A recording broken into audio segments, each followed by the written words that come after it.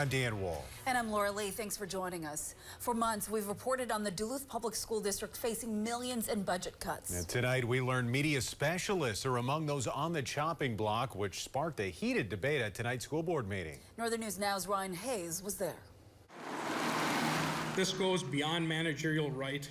Shame on you. You can do better. Duluth Federation of Teachers President Ethan Fisher sounding off at the school board listening session Tuesday regarding staff displacements due to budget cuts. Not only do students rely on their media centers to be staffed by licensed professionals every day, but our teachers do as well.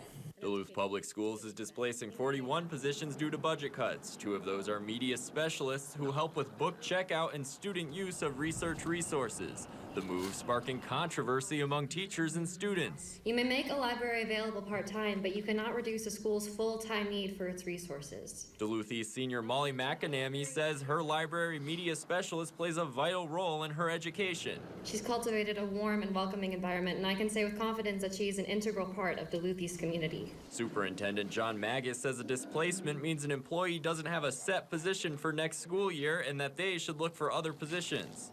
He says the cost of education goes up much faster than their budget, forcing difficult decisions. I'm a huge supporter of our school libraries. I think access to text is incredibly important. Maggis says there will be a reduction in the number of days the libraries are open for book checkout. There'll still be spaces that can be used, but we won't have that librarian time there. And so there will be some impact, and we feel badly about that. Duluth students and staff making sense of budget cuts for next school year. In Duluth, Ryan Hayes, Northern News Now. Ryan, thank you. Now the district faces $7.6 million in cuts over the next 2 years. Duluth voters narrowly rejected a referendum last May that would have given the district an extra $5.2 million each year for the next 10 years.